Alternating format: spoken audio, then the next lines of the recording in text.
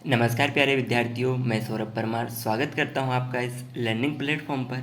Dear student, जैसा कि आपको ज्ञात है, हम मध्य प्रदेश जीके की ये श्रृंखला कंटिन्यू कर रहे हैं। ये आज की क्लास है हमारी सेकेंड। अगर आपने इससे पहले की फर्स्ट लेक्चर नहीं देखा है तो इस वीडियो के डिस्क्रिप्शन बॉक्स में लिंक अवेलेबल है, आप यहाँ से जाकर भी देख सकते हैं। तो चलिए करते हैं हम आज की अपनी क्लास सेकेंड। और इंट्रोडक्शन को अगर हम छोड़ दें तो आज की हमारी पहली क्लास है ये, ठीक है। पहले में हमने कंटेंट देखा था कि ये इन टॉपिक पे हम पढ़ेंगे। तो जो हमारा पहला था उसमें था मध्य प्रदेश का नाम चिन्ह, ठीक है, पुनर्गठन और कर्क रेखा वगैरह, जो अपना मानक रेखा रहता है, ये सब कुछ। तो इस क्लास में हम ये पहले टॉपिक के अंतर्गत 5 पॉइंट कवर करते हैं। तो सबसे पहले हमारे मध्य प्रदेश के नाम। अब यहाँ से आपके जो भी अभी तक के एग्ज़ाम में ऑब्जेक्टिव टाइप क्वेश्चन आए हुए हैं या अपकमिंग एग्ज़ाम में बन सकते हैं, वो सब कुछ आपको इस लेक्चर में देखने को मिलेंगे। ये श्रृंखला उसी बेस पे बनाई गई है, या तो अभी तक आए हुए एग्ज़ाम या फिर आए हुए एग्ज़ाम में पूछे गए प्रश्न हैं, या फिर अपकमिंग एग्ज़ाम में इनकी बहुत प्रायोरिटी है, ठीक है, आने की।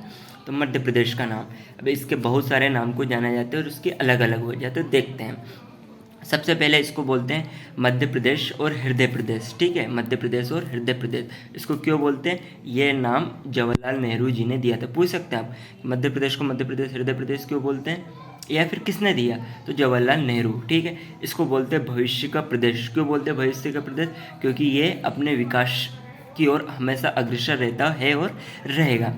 थर्ड इसको हम बोलते हैं डायमंड स्टेट। डायमंड स्टेट क्यों बोलते हैं इसको? क्योंकि डायमंड स्टेट हम इसको इसलिए बोलते हैं, जो हीरा है ना, पन्ना में हीरा की खदान है, सुने होगा आपने। तो जब हमारे यहाँ हीरा निकलता है तो डायमंड क्यों नहीं रहेगा? तो उसी के बेस पे हम इसको डायमंड भी बोलते हैं। सोया स्टेट क्यों बोलते हैं हम इसको? सोया स्टेट हम इसको इसलिए बोलते हैं क्योंकि सोयाबीन का उत्पादन भी यहाँ पे होता है सबसे अत्यधिक। मध्य प्रदेश में सबसे ज़्यादा सोयाबीन होता है, इसलिए हम इसको सोया स्टेट बोलते हैं। लघु भारत क्यों बोलते हैं? क्योंकि बहुत सारे छोटे छोटे प्रकार के उद्योग हमारे पास और अनेक प्रकार की संस्कृति मिलती है, उसके बेस पर ही हम इसको लघु भारत बोलते हैं। टाइगर स्टेट इसलिए बोलते हैं क्योंकि यहाँ पे अपने बाघों की संख्या में हमारा मध्य प्रदेश नंबर 1 पे। नदियों का मायका ये इंपॉर्टेंट है, पूछा भी जाता है। क्यों बोलते हैं?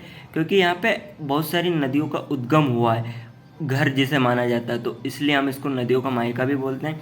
मैग्नीज स्टेट क्यों बोलते हैं? क्योंकि अपने यहाँ पे मैग्नीज की खदान भी है सिंगरौली में, ठीक है। फिर है निषाद राज क्यों बोलते हैं? ये रामायण काल से बोलते हैं। ये दो अपने प्राचीन नाम हो जाएंगे, एक निषाद काल और एक दक्षिणापार। निषाद राज क्यों?